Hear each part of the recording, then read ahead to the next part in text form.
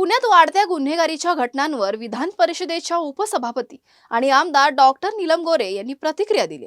पुणे हे पूर्वी विद्येचं माहेरघर म्हणून ओळखलं जात होतं, मात्र रोजगार आणि कामानिमित्त मोठ्या प्रमाणात बाहेरील नागरिक शहरात येत असल्याने गुन्हेगारीत वाढ झाल्याचं त्यांनी म्हटलंय।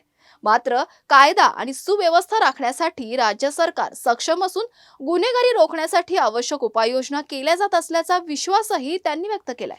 दरम्यान या संदर्भात डॉक्टर नीलम गोरे यांच्याशी बातचीत केली आहे आमचे प्रतिनिधी संतोष मोरे यांनी। पाहूयात। पुणे हे अतिशय शांत शहर म्हणून ओळखलं जात होतं आता काही वर्षांपूर्वी, मात्र सातत्यानं गुन्हेगारी वाढताना आपल्याला दिसत आहे।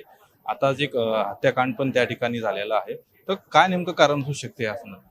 नाही, एक असं आहे की पुण्यामध्ये आतापर्यंत विद्याची केंद्र सगळी pensioners, doctors, medical hospitals, IT याच्यासाठी प्रसिद्ध असलेलं शहर आहे।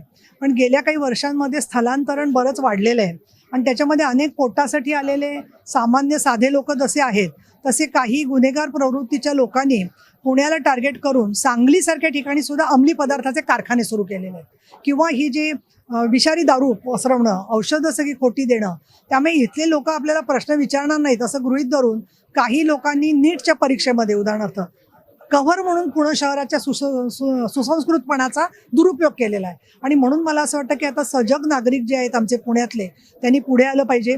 माझा पण विचार आहे, त्यांना आवाहन आहे की त्यांनी आमच्याकडे वेळोवेळी माहिती दिली तर आम्ही महानगरपालिका, पोलीस अधीक्षक, पोलीस सुप्रिंटेंडंट यांच्याशी बोलून zero tolerance to all types of violence against women अशा प्रकारचा एखादा कार्यक्रम हाती घ्यायचा माझा विचार आहे।